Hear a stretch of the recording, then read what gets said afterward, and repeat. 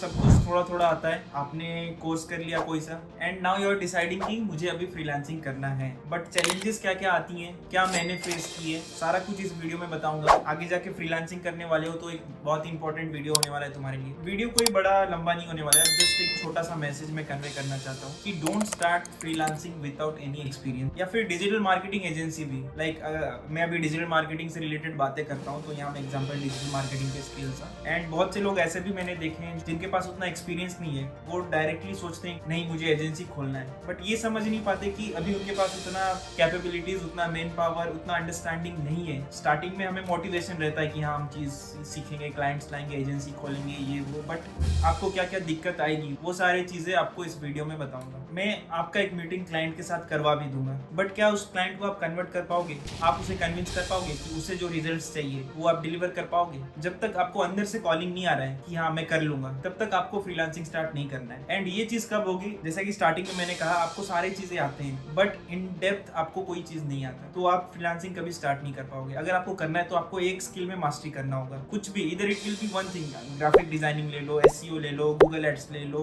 Email marketing या फिर WordPress designing, anything. आप ये नहीं सोच सकते कि मेरे को सारा कुछ आता है, मैं डिजिटल मार्केटिंग कर दूंगा इजीली किसी क्लाइंट का, वो चीज नहीं होने वाला। जो भी ब्रांड्स है, कंपनीज रीच आउट करती हैं फ्रीलांसर्स को, उनको एक स्पेसिफिक चीज की रिक्वायरमेंट होती है, वो चीज अगर आप सॉर्ट आउट कर पा रहे हो then you are good to go. And अगर आपसे वो कन्वर्ट हो भी जाते हैं, क्या आप उन्हें रिटेन कर पाओगे फॉर द लॉन्ग टाइम? अपने आप से ये पूछना। अगर अंदर से कॉलिंग आ रही है कि हाँ कर लूंगा, तो फिर आप सोच सकते हो। एंड आई विल सजेस्ट कि अगर आपको फ्रीलांसिंग ही करना है तो पहले उस स्पेसिफिक स्किल पे आप मल्टीपल प्रोजेक्ट्स करो, सर्टिफिकेशंस करो, इंटर्नशिप्स लो, जॉब करो, 1 2 3 साल उसी स्किल पे जॉब करो, फिर जाके आप फ्रीलांसिंग जब स्टार्ट करोगे आपके पास ही एक अलग लेवल का कॉन्फिडेंस होगा, आपको पूरे इन एंड आउट्स पता होंगे उस चीज के बारे में। आपको ये डर नहीं रहेगा कि क्लाइंट्स को मैं कन्वर्ट कर पाऊंगा नहीं कर पाऊंगा, जो उनके रिक्वायरमेंट्स वो फुलफिल मैं कर पाऊंगा कि भी नहीं। अगर आपके पास एक अच्छा हैंड्स ऑन होता है कोई एक स्पेसिफिक स्किल पे, तो ये काफी इजी हो जाती है, क्योंकि मैंने भी ये मिस्टेक्स किए।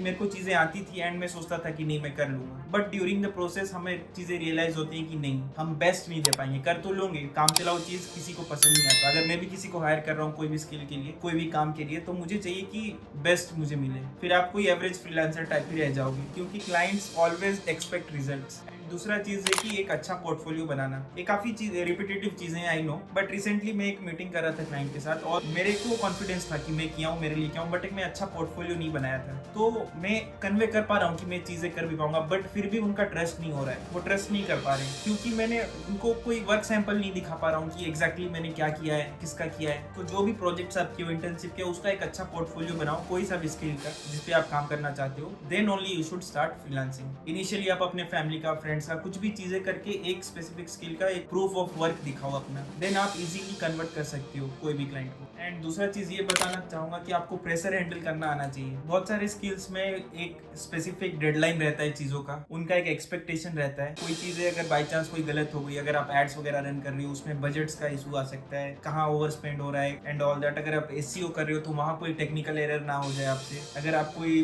वेबसाइट कस्टमाइज कर रहे हो तो वहाँ कोई गलती आप ना कर दो। तो ये सारी चीजें का भी आपके अंदर कॉन्फिडेंस होना चाहिए कि आप ये प्रेशर्स को हैंडल कर पाओ। एंड अगर आप वीडियो एडिटिंग में भी हो तो वहाँ भी काफी ज्यादा डेडलाइन का इंपॉर्टेंस है, वहाँ भी आपको डेडलाइंस के हिसाब से चलना पड़ता है। तो आप ये देखो कि अगर मैं क्लाइंट को क्लोज कर रहा हूँ और ये रिक्वायरमेंट्स है, क्या मैं टाइमली कर पाऊंगा? ये नहीं, मैं इसलिए बोल रहा हूँ क्योंकि काफी लोग ऐसा सोचते हैं कि नहीं फ्रीलांसिंग कर रहे हैं, लाइक जॉब में जाना आना नहीं है, बट फ्रीली जब मर्जी तब कर लेंगे। तो ऐसा नहीं है, यहाँ भी आपको टाइम देना पड़ता है। एड्स वगैरह चला रहे हो तो आपको डेली रिव्यू करना पड़ता है, आप इसे ऐसे ही नहीं छोड़ सकते। एंड अगर आपको आगे जाके फिर एजेंसी खोलना है तो आपको टीम और प्रोजेक्ट मैनेजमेंट अच्छे से आना। एंड ये चीजें एक्सपीरियंस के साथ ही आती हैं, आप धीरे धीरे करके ही सीखोगे। तो मैं ये लास्ट में कहना चाहूंगा, अगर आप फ्रीलांसिंग में आना चाहते हो, आप अगर कोई स्किल सीखे हो, तो विदाउट इंटर्नशिप या विदाउट रियल प्रोजेक्ट्स आप मत आओ। आप पहले काम करो उस चीज पे या फिर जॉब करो, अच्छे से टाइम दो, पूरा इन एंड आउट्स जानो उस चीज के बारे में, then only you should start freelancing. छोटे मोटे प्रोजेक्ट्स करके आप अपना पोर्टफोलियो बना सकते हो। पोर्टफोलियो हमेशा रेडी रखो और अपडेटेड रखो अपना। एंड जो भी इंडस्ट्री में ट्रेंड्स चल रही है उस स्पेसिफिक स्किल को लेके, जिसमें भी आप काम कर रहे हो, उससे आप अपडेटेड रहो। यूट्यूब में वीडियोस देखो, ब्लॉग्स फॉलो करो और एक चीज में मास्टरी करो। तो ये था आज का वीडियो।